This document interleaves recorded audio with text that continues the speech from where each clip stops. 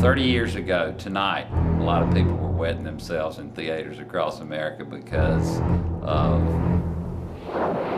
y'all all remember how that turned out. It wasn't good. You're going to need a bigger boat.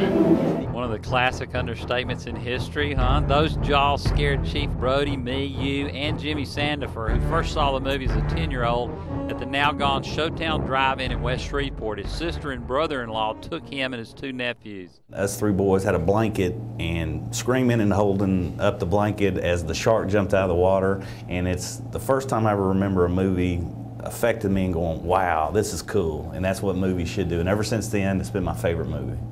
Unlike thousands of us, Jimmy was bitten by Jaws fever. He's collected this Subway poster. He has this rare How to Avoid Shark Attack poster that producers placed in movie lobbies after the film became so popular. And he had this poster signed by much of the cast and crew while at Jaws Fest with hundreds of others who call themselves fanatics. My wife obviously thinks I'm a nut, but I met a guy. A guy came from Australia. Really? There's a guy who came from England. I met several people from California, and it's almost as, I don't think we're quite as bad as the Trekkies. One of the reasons for Quint's demise might have been trying to fight this guy with what looks like a butter knife, one of the many props Jimmy saw while at Jaws Fest.